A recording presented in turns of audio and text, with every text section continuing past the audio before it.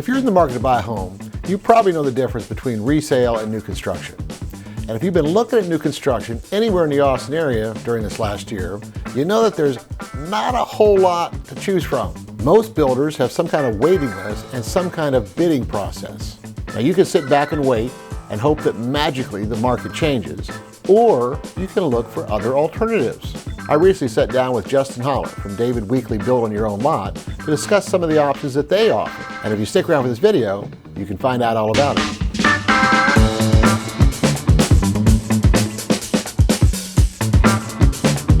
Why don't we start with kind of just a recap of what it is that it means to build on your own lot as opposed to buying a home in an existing subdivision? Well, that's a great question. I mean, build on your own lot can mean a vast number of things, because when you're going into one of those master built communities, you are basically buying a lot, you know, but essentially those lots are reserved for certain builders. So if you went into Sweetwater and you said, "Oh, M&I Homes, I want to build with you." M&I has certain lots that you can build on those homes in that community, you know, whereas in build on your own lot, there are master plan communities out there that are kind of open to any builder. And so that's what we're looking for. So it is like I live in Briarcliff, you know, and my community still has lots available for sale. They're coming on the market. That would be a build on your lot opportunity. So essentially building on your own lot is either a 500 acre piece of land or a 9,000 or 7,000 square foot piece of property in downtown Austin. You know, so it's a wide breadth of what we can do.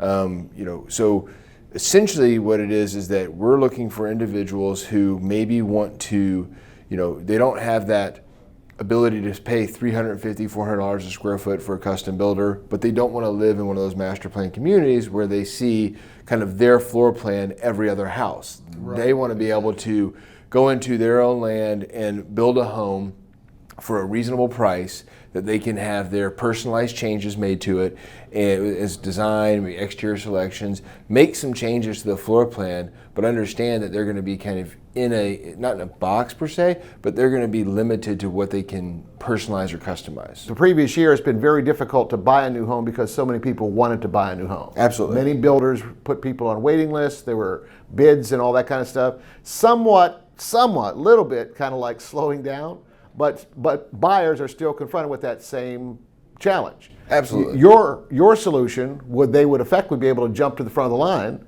because they would, as long as they secure the lot, whether it be in an existing community or somewhere else, is that, I mean, one thing I did want to mention is, because you had told me, is that you have access to every floor plan that David Weekley builds. Correct, in Austin. Every active floor plan in Austin, yes, absolutely. So, and a lot of our floor plans are pulled from communities and in communities. Now, we have some that are specific to building our lot that none of our other communities build, but the nice thing about that is that I have a meeting actually later today after this meeting with a lady coming in town from Houston for a wedding. We're going to meet in one of our communities, and of those 7 floor plans, we build 6. So I'm going to show her 3 of our floor plans that we actually build in that community. So it's a great partnership with our communities in the Building It Out program that gives us the ability to access the actual physical home and show our potential customers what this home can look like.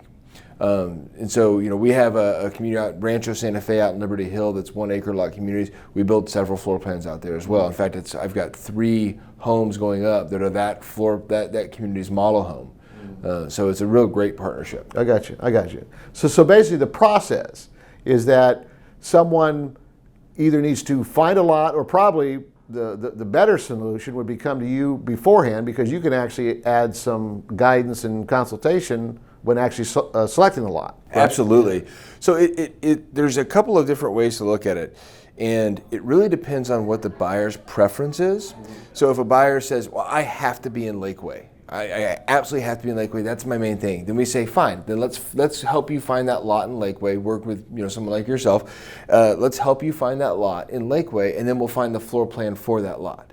Now, some people may say, no, I have to have a 3,000 square foot home with a side load garage.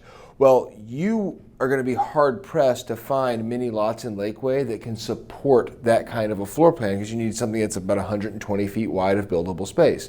So then we say, okay, fine. So what's more important to you, the home or the location? And if it's the home, then we try and find the floor plan first, and then work the lot to fit that floor plan. Gotcha. If the location is more important to them, and they just want 3 bedrooms, 2 baths, and a study. Well, then now let's go find that lot and the location you want, and then we'll find the floor plan that can fit on that lot. So it's really a lot of uncovering and investigative work with what the buyer's desires are and what their wants are. And once we can match up and understand that, then we can move forward at a more, I guess, targeted pace. Absolutely. I mean, it's not like going to the store and choosing a brand of cereal. I mean, this is a very long process. I mean, when you choose that first of all you want a new home, you may or may not have challenges in finding a home in a master plan community. In fact, you may not necessarily want to live there. Correct. You would have the option of building your own home in an area that that would be convenient to you. Because I know you don't get into like school districts, stuff like that, but a lot of folks they are very interested in that. So again, process-wise is someone decides that they want to do this, make the initial contact with you, and then timeline.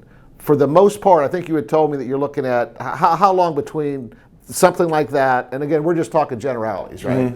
Between that initial meeting and here's your keys, time to move in. I think that if you're going to, again, it depends. If somebody doesn't have any land or anything like that, I would say that from the initial meeting, you're probably looking at least a year and a half. Okay. On the good side.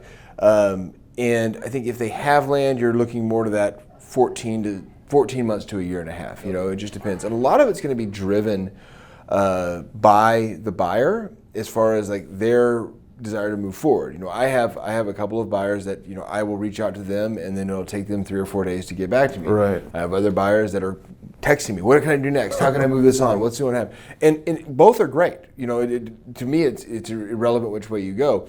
But all I say to buyers is if you want to move fast, then I need you to be actively present. I need you to be responsive. There's a lot of this is going to depend on you.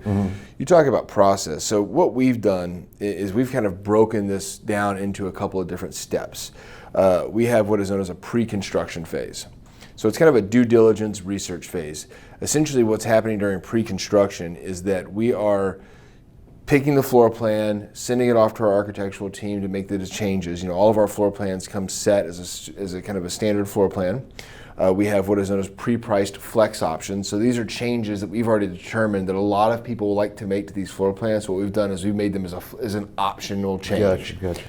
Outside of that, we have the ability to even make more customizable, personalized changes to the actual floor plan itself. Moving walls, adding a bathroom, expanding a room, whatever it is. We try to limit those, but those are options to do. This is all happening during pre-construction. What's also happening during pre-construction is that we're ordering updated boundary surveys, topographical surveys. We're actually going to perform what is known as a site unique, where I go out with our construction manager to the job site and estimate what the cost is going to be to put that home on that property. Okay. Once we've gotten the home placed on the property, we've estimated those site costs. We have the floor plan back from our conceptual process, and the buyer agrees to it. Then we move to our purchase agreement phase. Once the buyer signs the purchase agreement, their price for the lot preparation, as well as the base price and changes for their homes, the structural changes, are all hardline in the contract. And that price won't change if we're able to start construction within 120 days of signing that purchase agreement. Right. That's the thing. We don't have escalation clauses in our contracts right now, which a lot of builders out there have, because they don't want to be subject to the market going up as far as price or cost of goods, supply chain issues. We said, okay, well, we're going to continue to not pass that on to the customer, but here are some parameters we need to hit. During that pre-construction phase, their price actually is not locked in. Sure. So if part of it is you're trying to determine the cost, isn't it? Correct. Yeah. The base price of the home's not locked in. So I have several buyers in pre-construction right now whose prices they did just notice a slight increase. $5,000 to $8,000, $9,000 in some plans, and so that pre-construction time frame is 30 to 45 days, maybe a little longer if you're talking Travis County. Travis County has some outrageously long permitting timelines right now, like 4 months. Wow. And so if it's a build in Travis County right now, we actually won't bring them from pre-construction to purchase agreement for at least 90 days. Wow. Because we want to make sure that we don't have to come back to them at 123 days because of permitting and say, listen, we got to bump your price by $20,000 or whatever it is. Just an example. So that one we are internally stretching that pre-construction timeline out. But other ones, it can be 30 days. And so that's kind of that process there. That's that startup process. Sure. Currently, the pre-construction, there's a $10,000 deposit because we are actually outlaying capital. We are ordering surveys. We have man hours that are being invested in this project, and so we have to make sure that we're not, it's actually more than $10,000, but we're trying to kind of split that cost with the buyer. And when they sign their purchase agreement, there's an additional $10,000 deposit there. That's $20,000 all in. What's nice about that is it does go towards the price of the home. It's not just $20,000 cost of doing business. The $10,000 pre-construction deposit is a non-refundable deposit. Makes sense. But they do, if something happens, they decide to walk away, a price increase knocks them out, whatever it is, they do get copies of all of the surveys and all of the soil samples and all of the stuff that is non-proprietary for David Weekley. They do get all that information, which is going to be needed if anyone's ever going to build on that lot. Gotcha. So it's not a not for naught. Sure. Yeah. Well, it makes sense. I mean, and I guess at some point we need to kind of get into the money. So if we're talking, because a lot of folks may not be familiar with the difference between a home loan and then a construction loan. From what you're describing is that basically to get started, to go from that pre-construction to a signed purchase agreement, about $20,000. Correct. Which I assume would not have any kind of bearing at all on the value of the house. I mean, it's not like a more expensive house. It's more. That's just a set rate. That's just the cost of. That's just the cost associated with any home on any piece of property that we're going to do.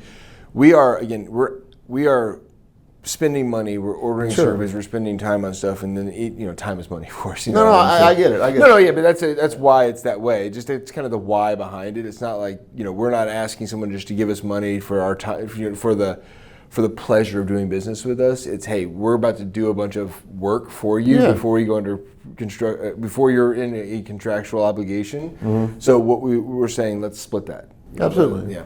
It makes and I guess just understand where I'm coming from is that anybody who might be watching this, if they have an interest, they're going to have to get more specific than just watching a YouTube video. You see? Oh, absolutely. But as they're sitting here watching it, they might be able to begin to formulate what it would take to even begin the process. So again, what I'm saying is the 20. Once you get to the purchase agreement, kind of walk through what they would need to do to find it. Is there construction loans involved? There's a construction loan, and it's very interesting. So we have a preferred lender we work with. It's First Centennial Mortgage, and Daryl Crawford is our lender. I would say probably 95% of his business is David Weekley Build on Your Lot loans. Gotcha. He's been a great partner with us for the last 20 years. What's really great about Daryl is that he is local. He is very responsive. I send constant emails introducing potential buyers. I think in the last year I've sent him over 100 introductions. He responds immediately, and to that you're a person. You're not just a loan number. When you go to a much larger financial institution, you tend to kind of fall through the cracks. And what you want when you're building a home, especially through a construction loan process, is you want a preferred partner who understands the builder's process, because you don't want anything out there delaying the build. And so with Daryl, when he understands our program so well that it's a seamless transaction. He knows what David Weekley wants, so there's no guesswork there. And so it really is a great partnership. The construction loan works, and Daryl's better at getting this. I don't want to dive too deep into the woods, but just to give a little highlight, he has two different products that work out there. They're a 90% loan to value and an 80% loan to value. And the big key point on that is loan to value. What's great about construction, especially in this market now, is that you have, it has slowed down quite a bit, but you still have people going in where a home, say $500,000, and someone goes, okay, I'll give you $500,000. You may have a line of people behind you saying, well, I'll give you $520, $530, $540, $550. Well, the problem is that home going to appraise for that? So now you're having to come out of the pocket. Let's say it appraises at $500,000 that you're purchasing for. Well, in you're going to offer $550. Well, now you have to come out of pocket with that percent down plus the extra 50 grand on top of that, because you have to get down to within that 100% loan to value just to start. And then you get like a 90 or 80%, whatever it is. So with building, it can go the opposite direction. Where a project may cost $800,000, it may appraise at $900, $950, $1 million. So you're almost getting assumed equity into the deal because of just the marketplace. Interesting. Yeah, and I've actually had those are some real numbers that I've had recently of costs of projects to appraised values. So if I'm following you, an appraisal is done before the house even Correct. built? Really? Okay. And then they're going to use that number to base the values on? They go off of the plans. They look at comps for similar homes in the area, similar pieces of property, what they've sold for, and so they do it just like any other appraisal. They're just doing it off the plan set instead of actually physically walking the home. And so we actually provide the appraisal company with all of the information, the financial information about the project, and they come back. And I don't think they really use that, but we provide that information to them. Okay. So, running into a lot of these appraisals are coming back, a minimum of 20 or 30 grand higher than is what I've seen this last year specifically, with up to $150,000 over the total cost of the project. And so what's nice about that is, that means your cash to close is a lot less for the project. But again, Daryl's loan, you can get into this more on an individual basis, Sure. but his 80% loan to value is a one-time close, and the rate is fixed. Once you close on the loan, the 90% is a two-time close. There's a little bit more cost associated with that, and the rate is a floating rate due to the market value. What's really great about construction loans is that they're an interest-only loan during construction, and they operate as a line of credit. So if it's a $500,000 construction loan, they're not paying interest on $500,000 from day one. They're paying interest on whatever is drawn down on that loan. To pay for, I got you. So the initial one is a 10% commencement draw. So they start paying interest on $50,000, not $500,000. And they really virtually never pay the full interest of that $500,000 because the final draw happens once the home closes, and then it converts to a conventional loan. Got you. Then they begin a typical mortgage. Got you. And several people will have a home that's free and clear, and they're just going to live in it while they build their home, and then they're going to sell their home and pay off the construction loan and be free and clear, and that works great. And they're good. I got you. Okay. Well, thank you for kind of like a lot more detail than I was expecting, but I know that that's going to be helpful because at some point, if anybody wants to do this, they're going to have to get very specific. Correct. And the other point I wanted to at least kind of throw out there to begin to so somebody can kind of begin to feel whether or not it might work is comparison pricing. In other words, is that most people, myself included, if I think custom home, I think, boom, extravagant, more expensive than anything. Absolutely. But I think that what my perception of what the product you guys offer is it is fairly competitive, that if they were to go out and buy a new house in a comparable area, but one of the key differences is the cost of the land, depending upon what area of Austin. Correct. Absolutely. Yeah. So a couple of differences you have, when you have a custom builder. Okay, they're going to have a cost plus, basically saying it's going to be my cost of goods and services plus 20%. Is what it's going to be to build your home. And so whatever it is, if it's going to cost me $500,000, it's going to cost you whatever $600,000. Or they have a price per square foot. I start off at $250 a square foot or $300 a square foot, and it kind of goes up from there. We don't have that model. We have a floor plan price. And on our website, you go to davidweekley.com, you select the Austin market, and you go to the Build on Your Lot section. You will see our floor plans, and you will see a base price on there. That is the base price for that floor plan of that home. Regardless of where you build it. Regardless of where you build. Yeah, to an exception. So we went to all of our vendors. That's one thing about us, is that we're a very conservative and very loyal company, and that way we create loyal relationships with all of our trade partners. So, I found out a few months ago that a lot of our trade partners have been with us 20 plus years. And so what we're going to do is that we want to service, and being on the Build on Your Lot, we understand we have to kind of open up our level of where we're willing to build. So let's say Fredericksburg. We'll go all the way out to Fredericksburg. That's a far drive for a lot of our trades.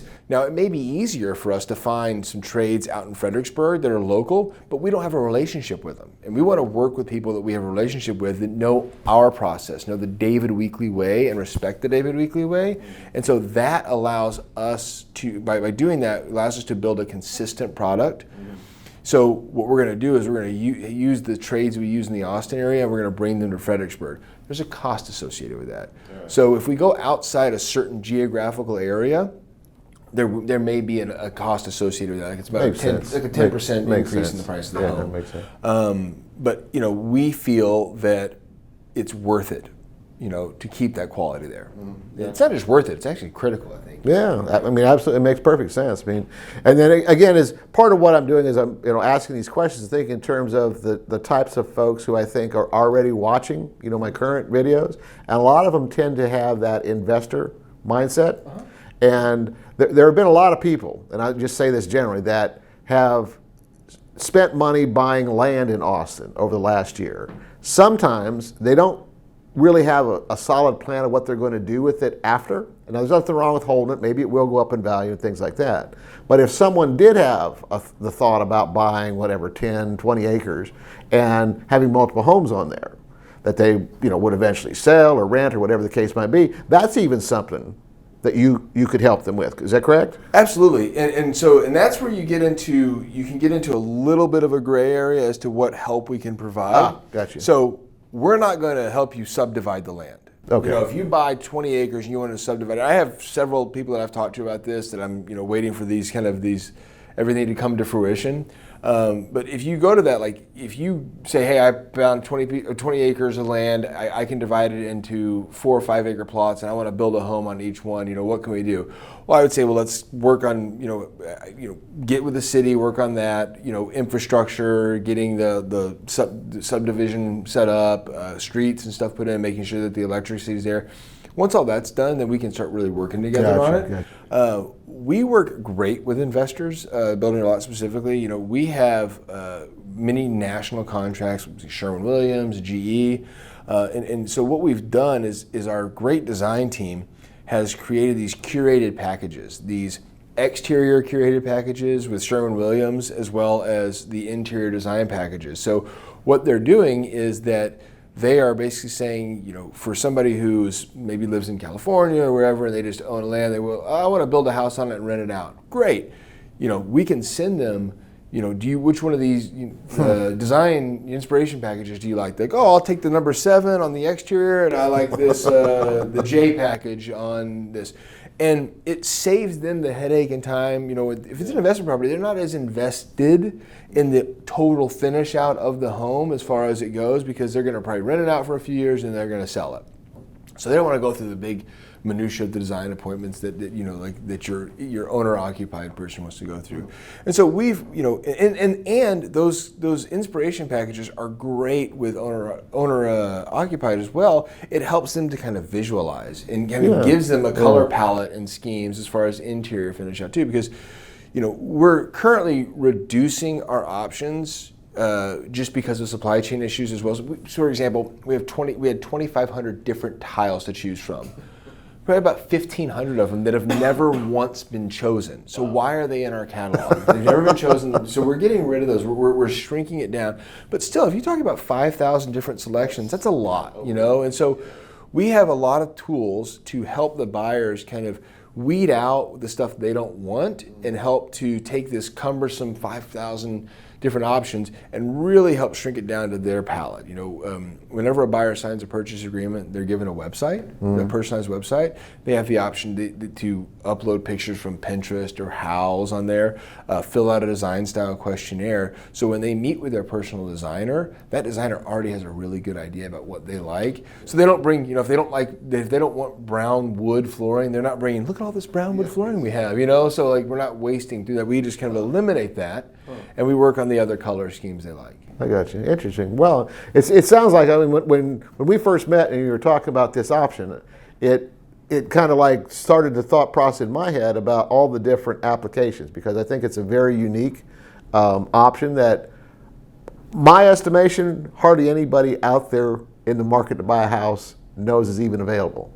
And that's part of what I'm doing is trying to kind of at least make potential buyers aware that this option exists, because it's certainly not going to work for everybody. However, there are a lot that, I mean, personal experience. I had a lot of folks interested in buying homes earlier this year who got scared with what was going on, the idea of having to overbid and all that. In a model like this, if they would have started this process at about that same time, you kind of alluded to it, they would have been able to at some point lock in that pricing and probably been pretty close to being in a home, as opposed to the choice of just waiting it out and basically being at the same point today as they were 9 months ago. Correct. Well, the one thing about it is that we've even had communities that had 400 or 500 person waiting lists. Oh yeah, I know. I mean, it's outrageous. And then based on supply chain issues and just the overwhelming demand, we as a company as well had to stop production, had to stop to-be-built homes. So we just went to basically doing what is known as a quick move-in or a spec home for a period of time. And so what you had there was, you maybe have somebody who's maybe number 80 on the waiting list, let's say, and let's say this community has exactly 80 lots left to sell, or 80 home sites ready to build on. Well, they're not going to sell 80 in 1 month. We're going to have to kind of limit that out to maybe 5 or 10 a month. So if you're number 80, you may be 8 months down the road from even being able to say, this is what I want. Now, even in a community of David Weekley, we don't want it to look like what is that quote unquote cookie cutter community. So there's restrictions. You can't build the same floor plans next to each other. You have to build them a couple houses down and across the street. And so what happens is, if you want this floor plan, you're number 80, the last lot on the block may have your floor plan right next door to it. So there's lots of different kind of challenges that can happen with that. So that's where I found that, like you said, the building a lot's a great avenue, and not a lot of people think about it. What I've seen is that people really think of three markets out there. They think of the resale market, they think of the community market, and they think of custom. Right. And we're in that between community and custom. We have because we're a production builder and we have these established communities, and we're in numerous markets out there, and we closed on our 100,000th home as a company this year. We've been around for 45 years.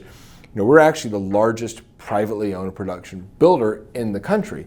So what we found in our niche is being able to leverage those national contracts and that buying power to get a person a personalized home on a more community budget, not that custom budget. Gotcha. And so it really has opened up the door and given people an opportunity to, build that dream home in their own land, or on their own land. Excuse me. Well, I'll tell you what, I very much appreciate you coming by today. And what I'm going to do is I'm going to put your contact information in the descriptions underneath this video.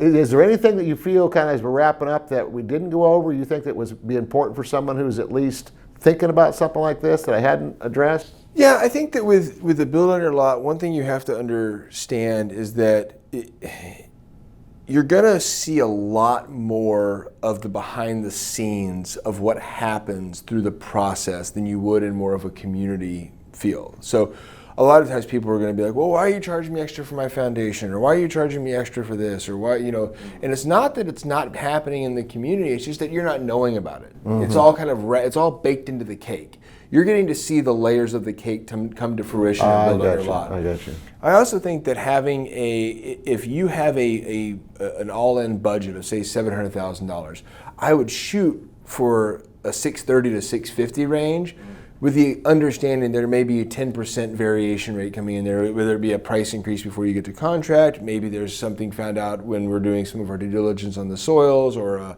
maybe you decide that you want to go a little bit crazier on the interior design of the home. It's always better to have a little bit of extra capital to spend before you get started on it than it is to go, I've got to start shaving dollars and cents off. So that's what I'd recommend. I'd also say that understanding that right now, a word that I use more than I ever thought I would is no. And that's because we don't want to tell somebody yes today and have to tell them no a couple of months from now. I got you. So like garage doors have become a really big hot topic right now. Wooden garage doors are virtually impossible to come by. There are these faux wood garage doors that are out there though that look great, but the problem is that we're looking at 35-week lead times on those. Wow. So if you get a garage door that's damaged and we have to get another one, and that could push the closing of the home back. So what we're saying is for right now, we have our garage doors that are in our packages that we can choose from. If there's something you want to do later, and this sounds crazy to say, but maybe after the home's completed, go out and get that done on your own. And so, and that's not just us saying that. I mean, that we're just going to be the ones that are upfront about it. Yeah. We're going to say we're just not going to offer that at this period of time. And that's a hard thing to say. I mean, when somebody's talking about building, $500,000, $600,000 home, to tell them to come back and do something after it's closed seems a little crazy. But unfortunately, that's just the market we're in, and I don't see it changing anytime soon. Another thing I noticed is that I get a lot of calls. People are saying, "Well, hey, lumber prices are going down, or your home price is going to go down." No, the demand is still there, and just because lumber's gone down, every other aspect of construction's gone up. I mean, concrete, labor, sheetrock, metal, everything else has gone up. Lumber was just the front runner. Right, everyone noticed that right. one. There was a whole storm of stuff happening behind the lumber prices. Plus, Austin is just one of the hottest markets in the country, and I don't see it slowing down for a number of years. And so, just be prepared. There's one of my counterparts says you can't outsave Austin. And I think it's true. There are numerous individuals that are like, man, I wish I would have pulled the trigger 6 months ago. I'm like, well, then it's time to pull the trigger now, because in 6 months you're going to say the exact same thing. Absolutely, it's not going to change. And we're here to stay. We're not going anywhere. And so I think that that's another thing. I think look for if it's not a David Weekley, look for a builder who's been out there for a while and has longevity in the markeblace, because you don't want to get halfway through a project and have that builder go away. That can be scary. Absolutely. All right, then. Well, again, thank you so much for your time. I appreciate it. And hopefully we can help some folks build on their own lot. If you like this video, you ought to check out this other one that I did. And don't forget to subscribe to my channel and hit that notification bell. All of my contact information is in the video description, so don't be shy. Let's make your real estate dreams come true.